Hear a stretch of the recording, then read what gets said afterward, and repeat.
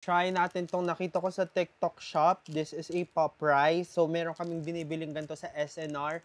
So, let's check and let's taste if same siya ng quality and lasa. If interested kayo, nasa yellow basket ko to. Pero try natin if same ba siya nung quality nga nung nabibili namin sa SNR. So, try na natin.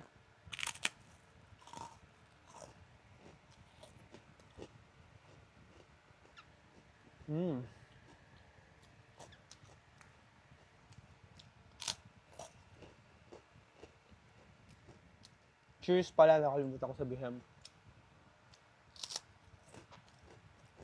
Same nga sila nung quality as nung nasa SNR. So, no need na pumuntang SNR if nag-crave ka nito. Just check my yellow basket. Yung lasa niya is halo-halo. May sweetness, may saltiness. And also, gusto ko talaga yung crunch. Anything na crunchy, gusto ko talaga yan. So, talaga mapapabili ulit ako nito for sure. At dahil dyan, bibigyan natin tong Korean pop rice ng...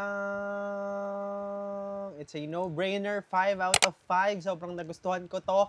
And try nyo na rin by purchasing sa yellow basket ko. Yun lang. Cheerios. Bye-bye, TY.